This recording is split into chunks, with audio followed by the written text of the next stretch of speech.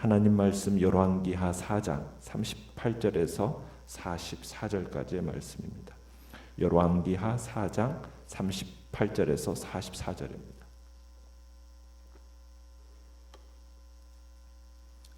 열왕기하 4장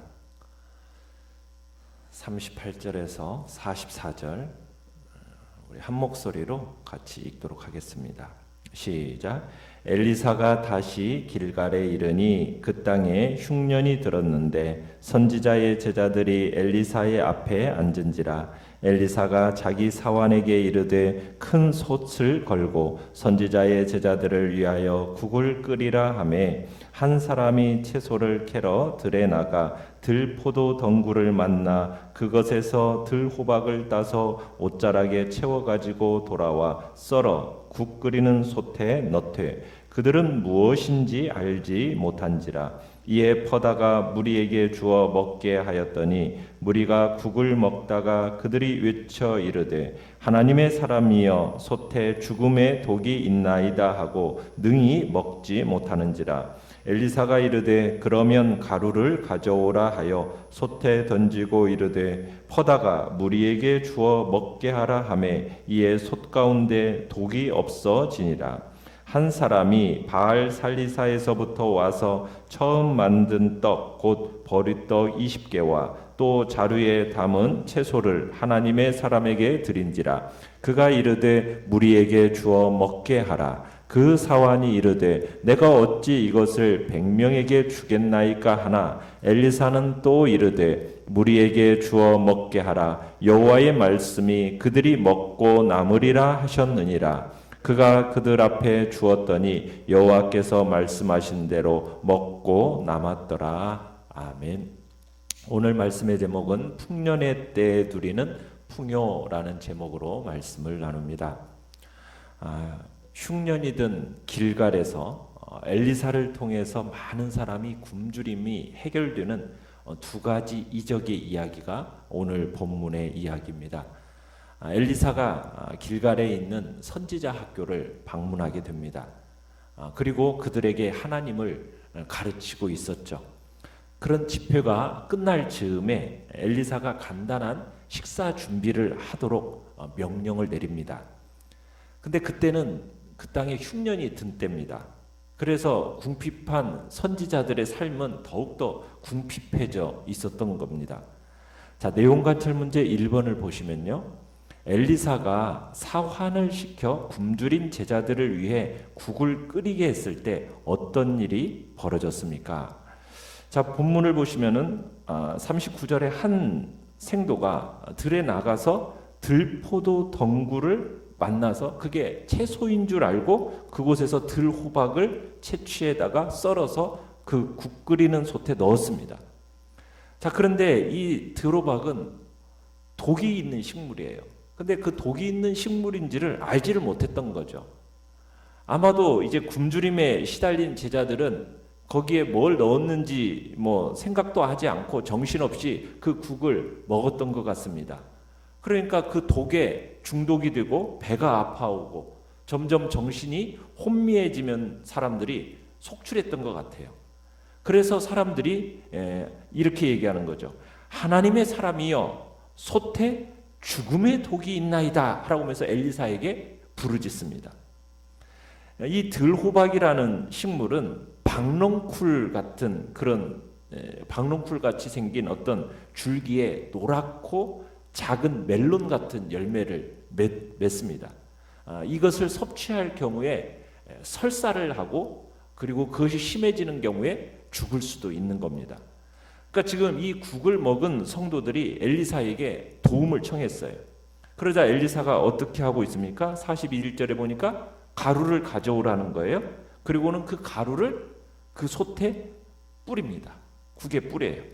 그리고서는 그러니까 그 국 속에 있는 독이 제거가 됩니다. 그리고는 그 국을 다시 먹은 제자들이 고통에서 풀려났던 것 같아요. 엘리사가 이런 일을 할 수 있었던 것은 그가 사용했던 그 가루가 어떤 특별한 기능이나 성분이 있었기 때문에 가능했다. 이걸 말하는 게 아니겠죠. 이런 일이 가능했던 이유는 엘리사가 하나님의 사람이었다라는 것에 초점이 있습니다. 그가 하나님의 사람이었기 때문에 이게 가능했다라는 것, 그걸 잊지 말아야 합니다. 성경 기자는 이 이야기를 통해서 이스라엘에 만연해 있는 그 독을 제거할 수 있는 유일한 분이 누구인가? 그분은 바로 하나님이라는 것을 드러내고자 지금 이 기적이 일어나는 겁니다. 생명을 주는 것은 바알이 아니라는 거예요.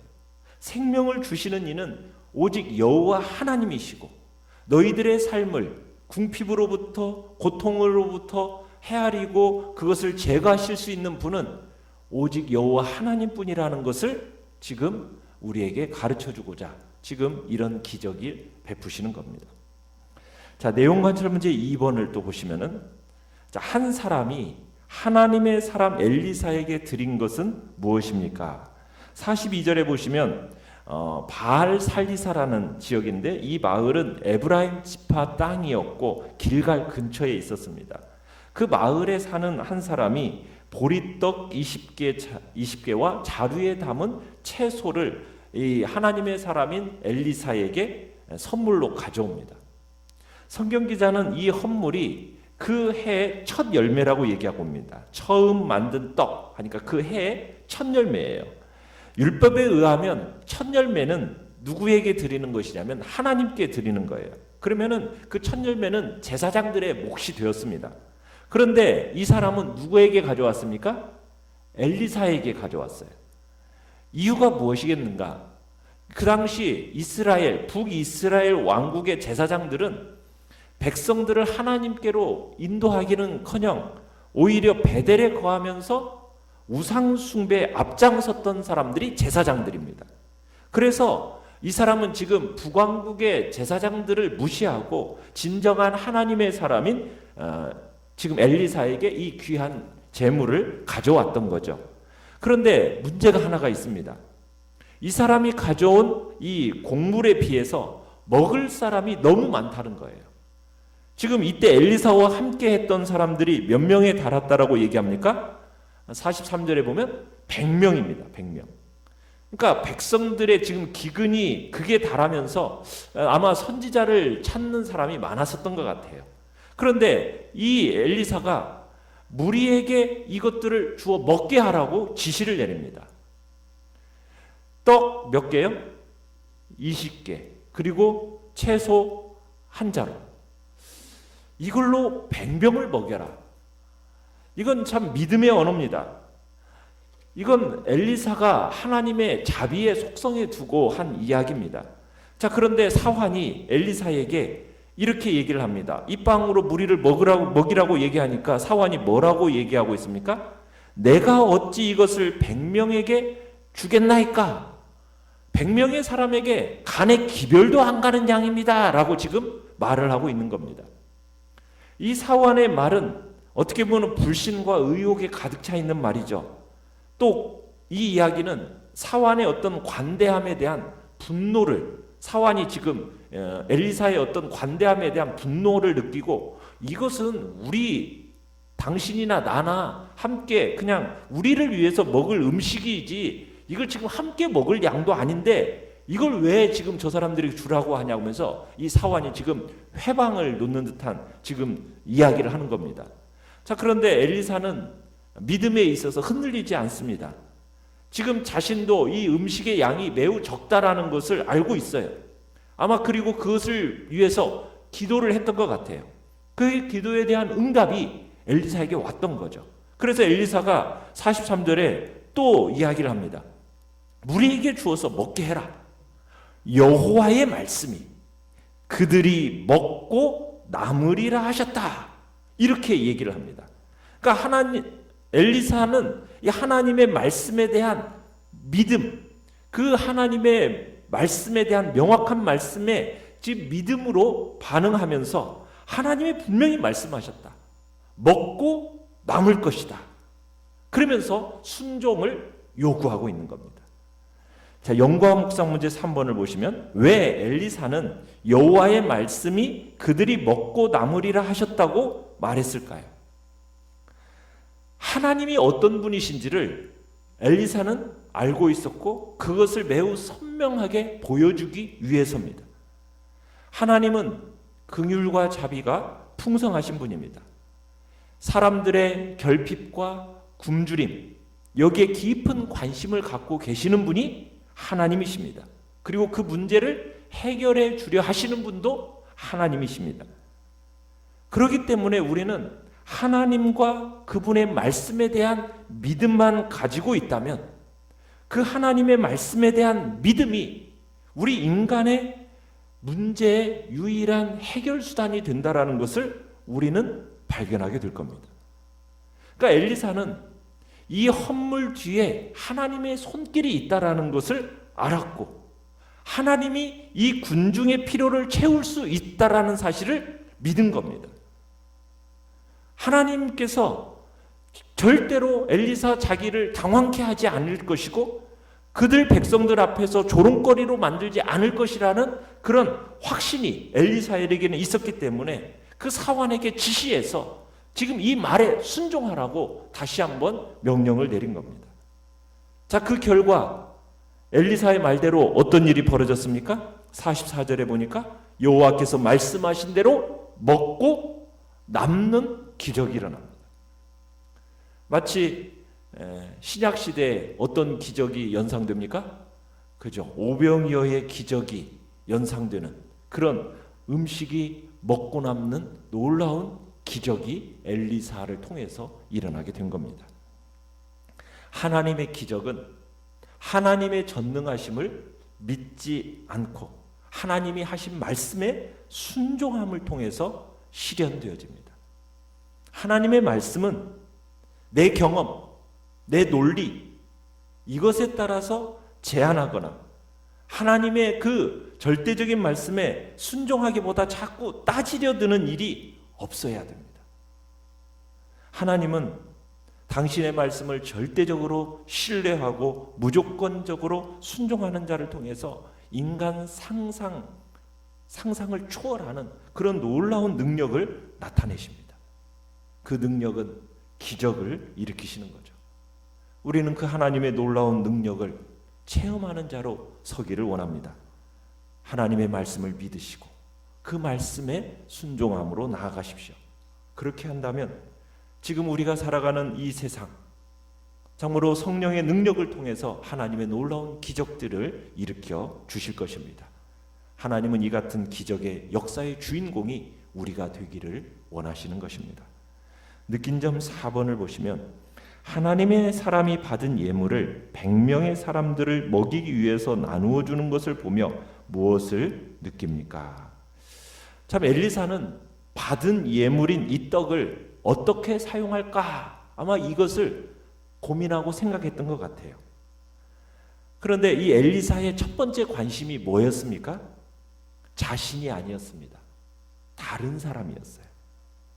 하나님이 주신 이것을 자기 홀로 사환과 함께 먹는 이기적임으로 사용한 것이 아니라 나누어 가져야겠다라는 생각을 엘리사는 한 겁니다. 그러나 우리는 때때로 내 손에 뭔가가 딱 쥐어지면은 그 쥐어진 것조차 내가 살아가기에 부족하다라는 그런 생각을 하는 경향이 우리 인간의 마음속에 있습니다. 내 수입이 좀 부족한 듯하고 가족은 늘어났고 그러면 내가 먹여 살려야만 하는데 이거 가지고 정말 충분할까? 혹여나 굶주림이 오는 데 있어서 내가 좀 이것을 모아놓았다가 그때 사용되어야 될 거 아닌가? 우리는 주로 그런 생각을 하게 된다는 거예요.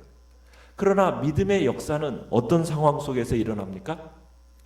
누가복음 6장 38절에는 이렇게 얘기합니다. 주라, 그리하면 너희에게 줄 것이니 곧 후히 되어 누르고 흔들어 넘치도록 하여 너희에게 안겨주리라. 너희가 헤아리는 그 헤아림으로 너희도 헤아림을 도로 받을 것이니라. 우리는 하나님의 약속을 굳게 붙들어야 됩니다. 그 말씀대로 행하는 겁니다. 잠언 11장 25절에서는 이렇게 얘기합니다. 구제를 좋아하는 자는 풍족하여질 것이요 남을 윤택하게 하는 자는 자기도 윤택하여 지리라. 다른 사람에게 나누어 주는데 충실한 하나님의 사람은 결코 궁핍하지 않게 된다는 얘기입니다. 그리고 하나님께서 더 많은 것을 얻을 수 있도록 더 많은 사람들에게 나누어 줄 수 있는 더 풍성함으로 덧입혀 주신다는 것. 그것이 바로 하나님의 원리인 거죠. 하나님은 관용을 베푸는 자에게 더욱 은혜를 풍성히 주시는 분이다. 참된 하나님의 종은 그 하나님의 성품을 절대적으로 신뢰하면서 이 땅을 살아간다라는 것을 기억하시길 바랍니다. 결단과 적용 5번을 보시면은 하나님께 채워주시도록 구해야 할 나의 결핍은 무엇입니까? 헐벗고 굶주린 사람들을 돕기 위해 NGO 단체를 통해 후원을 작정하거나 옷과 음식을 나누는 등 내가 할 수 있는 일을 찾아봅시다. 오늘의 기도 같이 읽겠습니다. 시작. 저의 궁핍함에 주님의 부요하신 은혜와 긍휼을 베풀어 주사 저를 통해 세상을 풍요롭게 하소서. 아멘.